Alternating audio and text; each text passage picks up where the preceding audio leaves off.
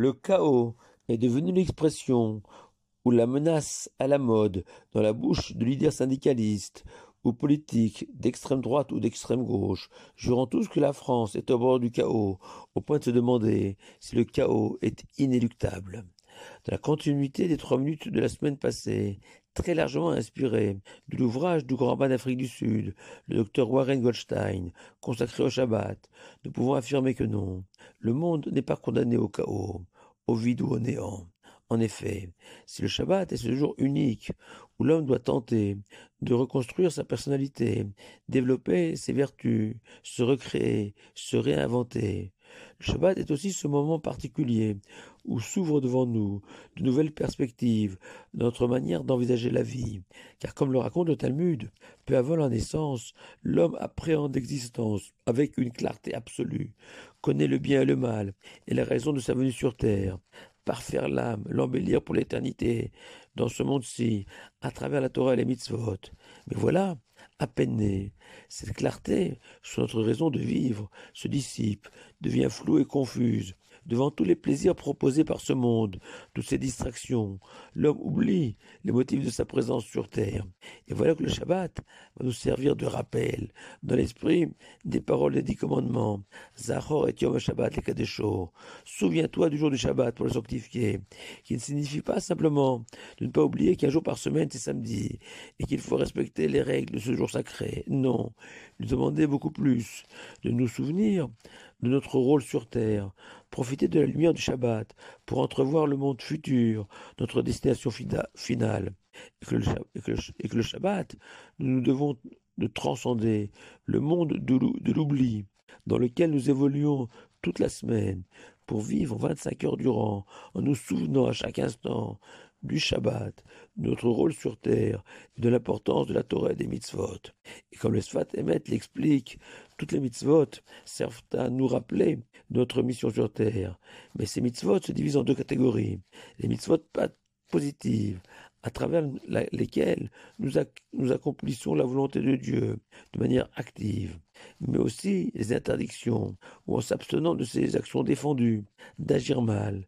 Cela vient nous rappeler qu'il ne faut pas se laisser distraire par les tentations du monde matériel, au point de risquer de passer à côté de l'existence.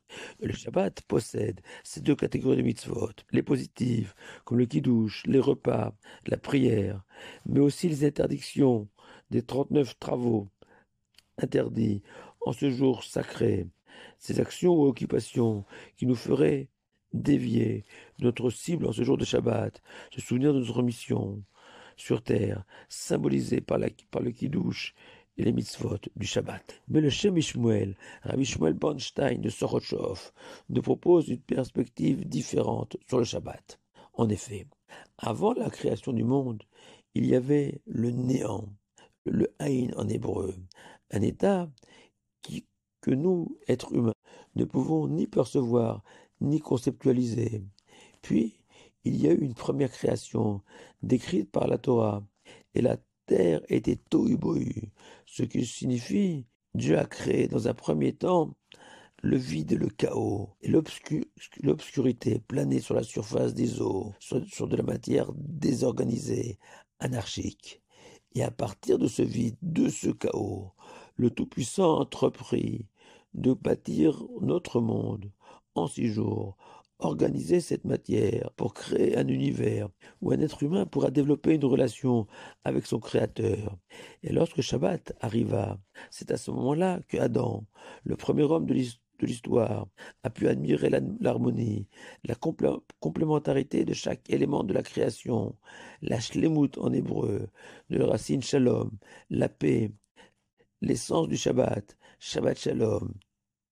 Lever son verre du kidouche et prendre du recul sur les choses, c'est proclamer que derrière tous ces contrastes qu'offre notre univers, la lumière, l'obscurité, le froid et le chaud, les saisons, etc., se dissimule une puissance unificatrice, que derrière tous les désordres, les chaos, d'un monde en mouvement perpétuel, que l'on peut ressentir ou voir, il y a un grand planificateur de cet univers fragmenté. Lever son verre de kidouche, c'est affirmer et reconnaître que notre monde n'est pas le fruit du hasard, d'une collision collision déréglée de molécules. Non, il y a un créateur dont le juif qui respecte le Shabbat témoigne en récitant le Kiddush vendredi soir, où le premier paragraphe, Vaïchulu Hashamaim, affirme que Dieu a créé le monde, et le septième jour que nous célébrons nous sert de première prise de conscience de cette création, de cette unité, à l'image